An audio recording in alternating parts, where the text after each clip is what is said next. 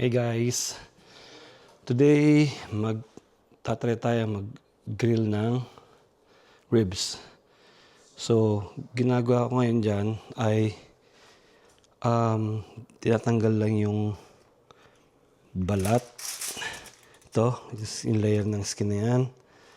So, nagtapos ko sa gagawin ko lang yung pangalawa.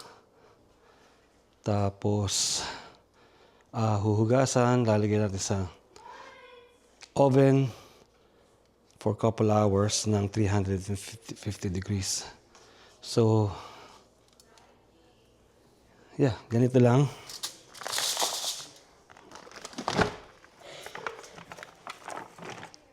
Yeah, itong layer nito, yan oh. Yan, yung balat na yan. Yung tatanggalin natin.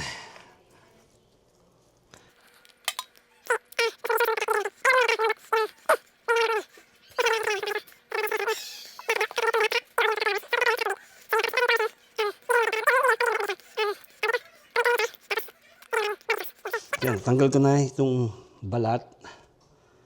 Ito yan eh. Oh, hindi madali siya pero tiyaga lang. Hugasan lang natin. Hugas.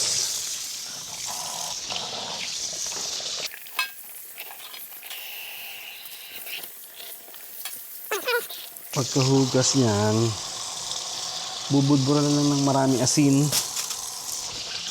Pepper mamaya na lang pagkaluto na. So yun na yan, 2 hours oven for 350 degrees. Tapos kayaan lang yan. Sandali ha. Budburan natin ng asin. Kasi mahal naman siya eh. Lagyan ko pa ng tubig. Hindi gano'ng magiging malat yan. Sa tubig lang mahahalot. Hopefully sa meat din. Yeah, magdidikit talaga siya sa meat. Lagyan lang natin ng foil. Dumi. Dito sa kitchen. Mamaya lilinis natin yan. Ayan.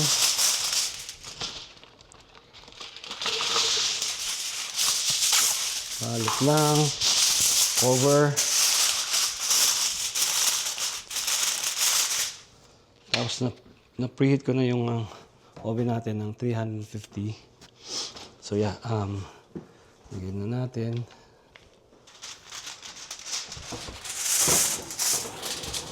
Yan. Sabi nga na, set it and forget it. Pero hindi, syempre, hindi natin kakalimutan yan. Set natin ng 2 hours.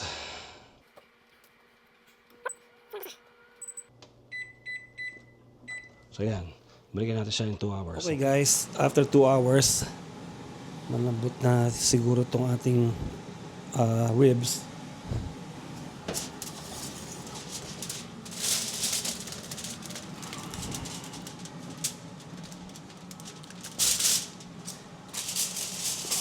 Itong pinaka mabilis or hindi talaga mabilis pero hindi mo hintay sa grill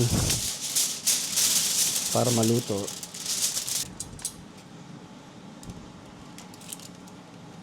Yan lang natin.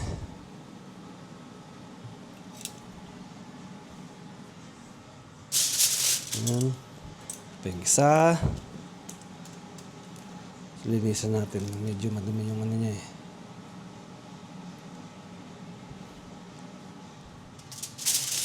Okay. Ayan. Linisan natin ng konti para malaya yung dumi niya. Yan na marami. The more the better.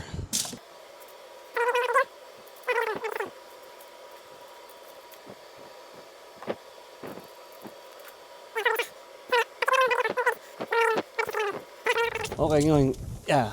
Ito na sabi ko kanina, preheat na yung barbecue, mausok. Mahangin siya ngayon. Sandali lang natin yan to, magkaroon lang ng char. Both sides. Okay na siya. Itong kagandahan ng ino-oven muna. Para sandali na sa ano. barbecue. Oh, fall off the bone na. So yan. Sandali, kunin ko lang yung barbecue sauce natin. Okay. So yan, mausok-usok pa. Pero, you know what? I wanna put more. Para, siya. Yung lasa talaga niya. Actually, something I forgot. Pepper. Kailangan kukuha ulit ako ng papasok ko dito sa loob para kumuha ng pepper. Okay guys, yung nalimutan ko kanina, pepper.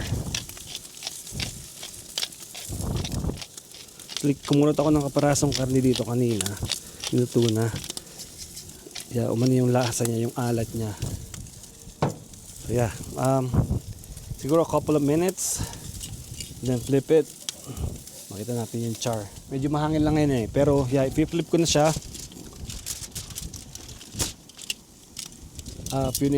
Few minutes after na nakaraan.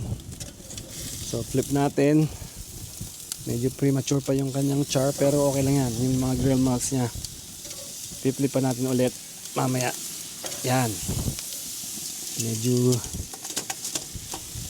yung grill mark niya Muna na siya. So ngayon, tong kabilang side naman, bubudburan natin ng maraming barbecue sauce. Mas sarap kasi pagka maraming barbecue sauce, finger licking good, di ba? Yan. So yeah, habang piniflip ko siya, mamaya pag flip ko ulit, lagyan ko ng barbecue sauce ulit. So yeah, pepper.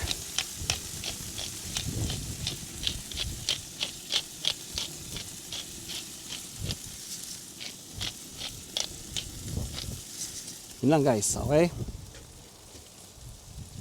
Flip natin ulit. Hintayin natin ng siguro mga couple minutes. So yun guys, few minutes after, balik rin ulit natin. Yun. Yun ang grill mark na gusto kong hinihintay ko kanina. Na-achieve natin. Natin dito. Yun.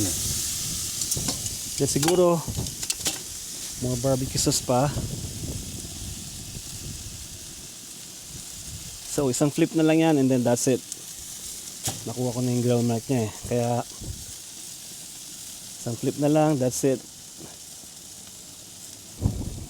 Kakain namin for dinner. Yan, happy ako, happy. Yun lang, so yeah, mamaya kain natin. Okay guys, moment of truth. Slice natin isa-isa.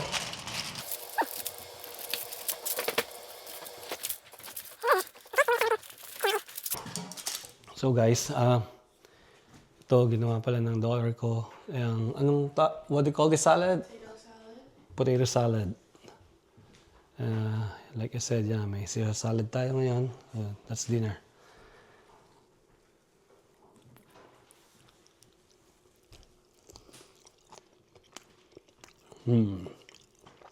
Sarap. Okay.